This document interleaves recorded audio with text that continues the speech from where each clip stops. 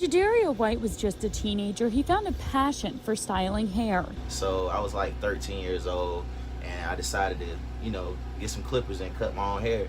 And surprisingly, I did pretty well. A skill that has stuck with him through college and even became his full-time career, buzzing and trimming one client at a time. Hello, you guys. Welcome to RayTwins TV. What's up? So tonight we have Mr.PullUp. What's up, everybody? So, who is Mr.PullUp? Mr. PullUp is one of the best barbers in the world. I'm talking about if you need me, you can come, you can call me, you could go on Instagram, follow me and let me be your barber. I'll be there. My location is yours. Okay, so Mr.PullUp is a barber. Yeah. So do you consider yourself a regular barber or a celebrity barber? Well, I don't consider myself a regular barber, but I also don't consider myself a celebrity barber either, because I feel like to be a celebrity barber, you have to always be there with the client, the celebrity. They flying you out, you on payroll every month. You getting perks of being a celebrity barber. Now I also don't consider myself a regular barber neither, because I'm also doing something that's different. And I've crossed boundaries that some barbers hasn't crossed before. So what makes your cuts different from other barbers? I wouldn't necessarily say that, it's my cuts. It's my cuts, but it's also me being mobile that's providing convenience to the client that some clients have demand for. You know what I mean? Because it's like, say for example that lady may not be able to take her son to the barbershop because she don't have a car, so I can come get her, cut her son hair at her home. So, okay. I say that, and I cut pretty decent, for, the price. I make it worth it. Okay, so since you brought that up, how does your pricing work with you being a mobile barber versus a regular barber? Alright, so it's like being mobile, you gotta take in consideration of mileage, distance, and the time. Because, say for instance, I can't drive an hour and only charge $20 because it don't make sense. You know what I'm saying, financially, and the wear and tear on my car. You gotta put all into consideration. So I have to charge a reasonable amount to compensate for me, and my time and traveling, That makes so much sense. Yeah, I understand. So what are your pet peeves being a mobile barber? One of my pet peeves is texting. I really appreciate if people was just to call me, because, I get a lot of people that text. Unfortunately, we're in the year of millennials, you know what I mean, because they do all the texting. So I miss a lot of them because I see a lot of, it goes down the line, so I don't see it. So I just wish that most of my clients or new up and coming clients would just call me and set their appointments that way, so they won't get mad and feel like I'm doing bad business or just ignoring them. I understand. So another question I have that's coming through from various viewers is, do you do females' hair? So I'm a female, and I would love for my hairstylist to come to my house and do my hair. Right. I would have it set up for her.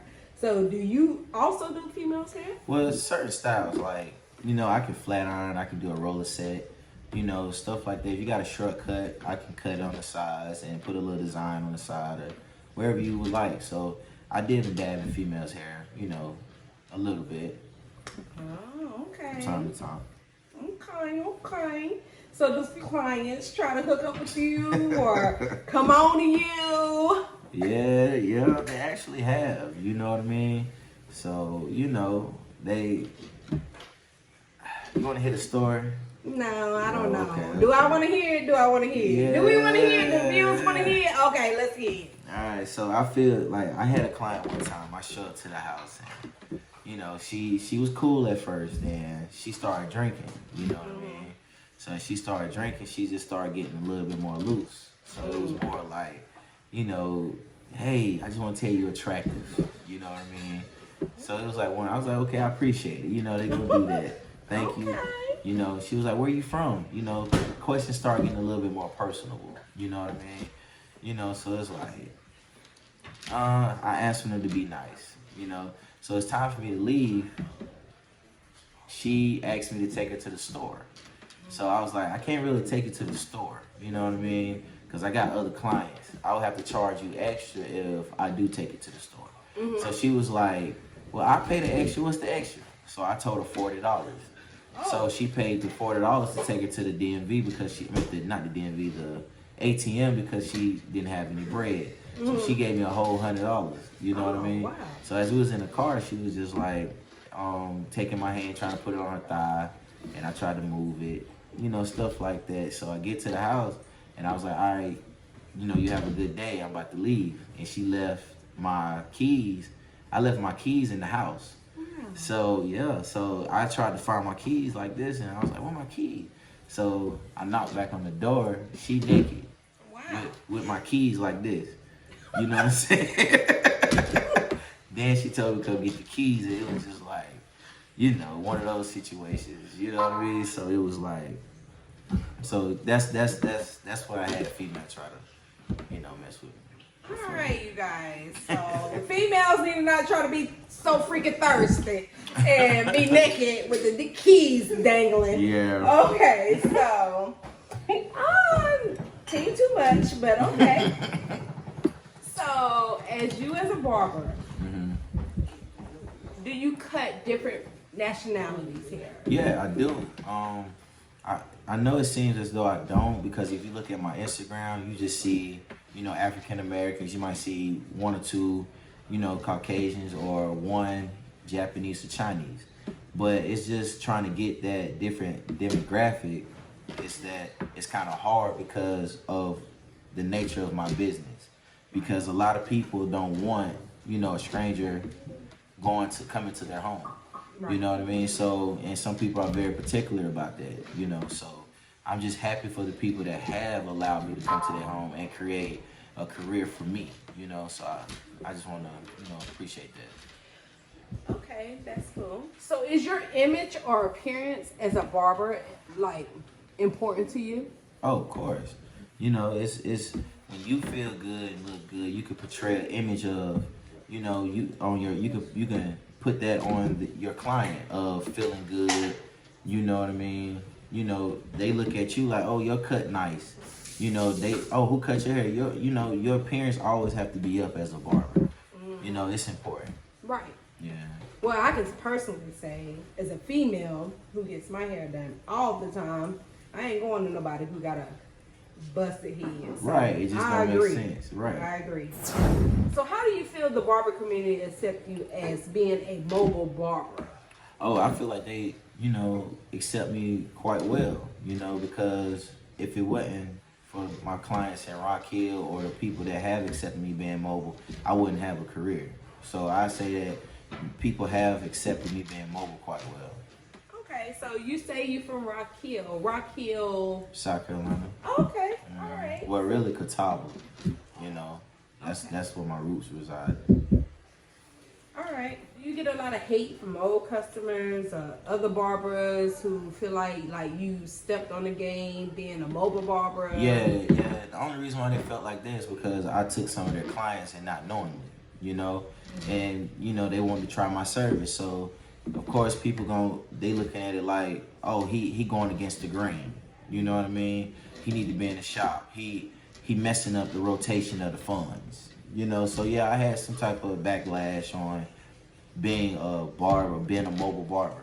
So, you know, yeah, I have had hate from other clients as well, my clients, because, you know, some clients, when they see you becoming bigger than them or doing the same things that they could do with their money and you doing it, they get kind of jealous. You know what I mean? I done had clients say, oh, that's where my money going to? And it's like, I mean, it's my money once you hand it to me because I'm providing you a service. So they already let me know where that came from, you know, because they see me on Instagram or Facebook posting and doing this. People get jealous. Yeah, and that's the nature of the beast, because you right. had, and I'm not about to stop. You know right. what I mean? So, is it hard to have clients sometimes that are family? And you know you got them friends that right. feel like they family. So is it hard to have clients that are family and friends? Yes, because I feel as though they don't respect the business. You know, they look at it like you owe them something because you family or you've been friends for a while. You know, if I feel like if you was truly my friend, you would respect my business and try to look out for me the best way that you can, because I'm gonna look out for you the best way that I can. I'm not gonna say that you probably are gonna get discounted. So say if my haircut is $40, hey, give me 30, fam. You know what I'm saying? But they look at 30 as still, oh, that's too much. You know what I mean? So then they want a haircut like $15. So, what are your goals and where do you see yourself branching and going from here? What is the next step? What is the biggest and best thing?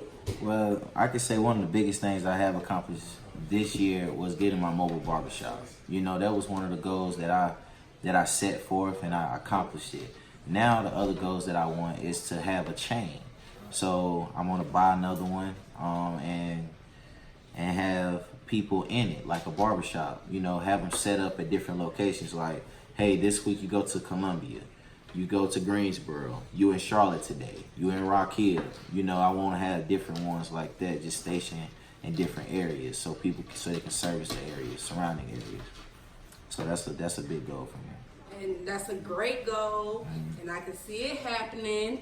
And I wish the best for you. I appreciate it. And I want to say on RayTwins TV, like, I get it. And it makes sense because people want convenience and they want to have that look. So you got it. And Mr.PullUp? Yeah, y'all can find me at Let Me Be Your Barber. Yeah. On Facebook is Mr.PullUp. Y'all can also go to my website, MrPullup.net, and y'all can find me there as well. All right. Thank you for having me. So we're going to commend this young black brother with this black business, and we're going to support as much as we can.